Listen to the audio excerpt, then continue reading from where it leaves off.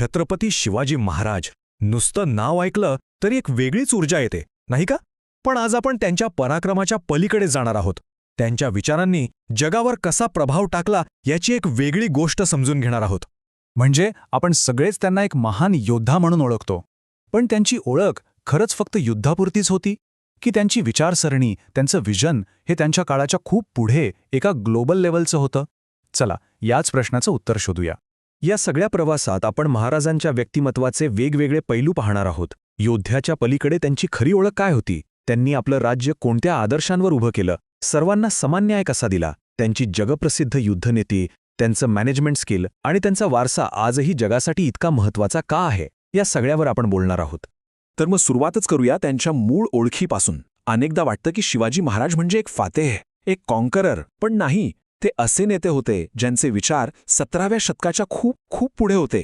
कसे, तेच आपण पाहणार आहोत. आणि इथेच एक सगळ्यात महत्त्वाची गोष्ट आहे. त्यांनी जे स्वराज्य उभं केलंय ना, ते फक्त लष्करी ताकदीवर टिकलेलं नव्हतं. त्याचा पाया होता नैतिकता, आदर्श आणि एक अशी दूरदृष्टी जी आजही जगभरातल्या विचारवंतांना प्रेरणा देते. आता त्यांच्या राज्याचा खरा पाया होता तरी काय? तो काही फक्त जिंकलेला भूप्रदेश नव्हता. त्यामागं एक खूप मोठी, एक खूप खोल संकल्पना होती. स्वराज्य या शब्दाचा अर्थ आपण अनेकदा फक्त स्वतःचं राज्य असा घेतो, पण तो खूप मर्यादित अर्थ झाला. स्रोतांनुसार ही संकल्पना होती रयतेच्या राज्याची, म्हणजे एक असं राज्य जे प्रजेच्या कल्याणासाठी, प्रजेच्या न्यायासाठी पूर्णपणे वाहून घेतलेलं आहे.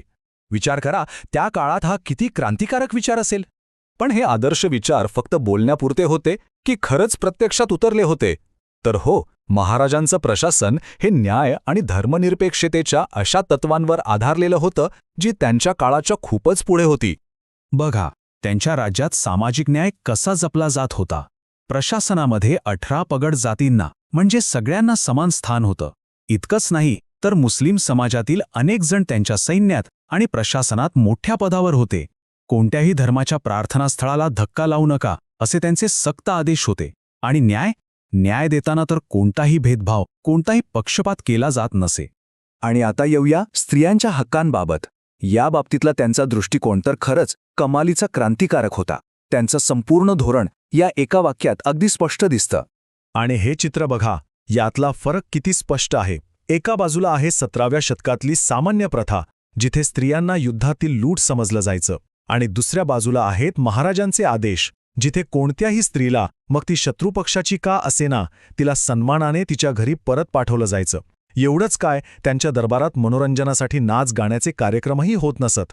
आज आपण ज्या वुमन सेफ्टी, जेंडर रिस्पेक्ट आणि ह्युमन डिग्निटी यांसारख्या जागतिक मूल्यांबद्दल बोलतो ना, ती मूल्य महाराजांनी शेकडो वर्षांपूर्वी आपल्या राज्यात प्रत्यक्षात आणली होती. हीच तर आहे त्यांच्या विचारांची खरी वैश्विक झेप. बरं, सामाजिक सुधारणांसोबतच त्यांच्या सामरिक विचारांनी सुद्धा जगावर प्रभाव टाकला, आणि याची सुरुवात होते त्यांच्या जगप्रसिद्ध युद्धतंत्राने.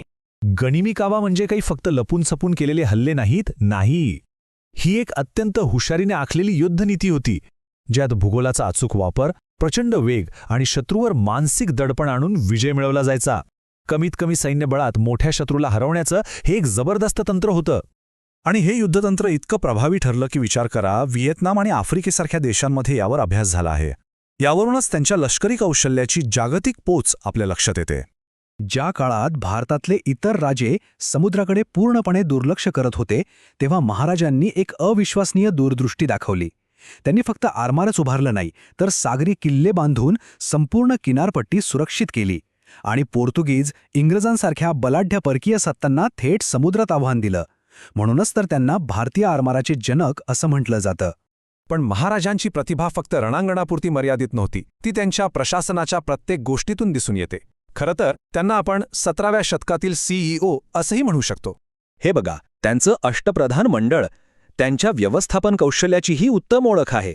त्यांनी राज्यकारभार 8 वेगवेगळ्या खात्यांमध्ये विभागला होता. प्रत्येक मंत्र्याला एक विशिष्ट जबाबदारी दिली होती आणि कामाचं पूर्ण स्वातंत्र्यही दिलं होतं. हे अगदी आजच्या मॉडर्न कॅबिनेट सारखंच होतं, नाही का? कामाची स्पष्ट विभागणी, निश्चित अधिकार, यश अपयशासाठी थेट जबाबदारी आणि लोकाभिमुख प्रशासन, ही सगळी तत्त्व आज मोठ्या बिझनेस स्कूल्समध्ये शिकवली जातात. महाराजांनी ही तत्त्व 17व्या शतकातच लागू केली होती. म्हणूनच त्यांना आधुनिक व्यवस्थापनाचे आद्यजनक मानलं जातं. तर ह्या सगळ्या गोष्टी जेव्हा आपण एकत्र करून पाहतो तेव्हा आपल्यासमोर फक्त एका राजाची नाही तर एका अशा दृष्ट्या नेत्याची प्रतिमा उभी राहते ज्यांच्या प्रत्येक कृतीत शौर्य आणि करुणा, सत्ता आणि जबाबदारी यांचा एक अनोखा संगम होता. त्यांचं नेतृत्व खूप बहुआयामी होतं. शौर्य होतं, पण त्याला विवेकाची जोड होती. हातात सत्ता होती, पण त्यासोबत जबाबदारीची एक अटूट जाणीव होती. पराक्रम, नीतिमत्ता, सत्ता आणि कर्तव्य या सगळ्यांचा इतका सुंदर समतोल त्यांच्या व्यक्तिमत्वात आपल्याला दिसतो. आणि शेवटी एक विचार करण्यासारखा प्रश्न. शिवाजी महाराजांनी शेकडो वर्षांपूर्वीची तत्त्व आचरणात आणली, मग तो सामाजिक न्याय असो, स्त्री सन्मान असो किंवा पारदर्शक प्रशासन असो. त्यापैकी आजच्या आपल्या या 21व्या शतकातल्या जगाला कोणत्या तत्वाची सर्वाधिक गरज आहे असं वाटतं?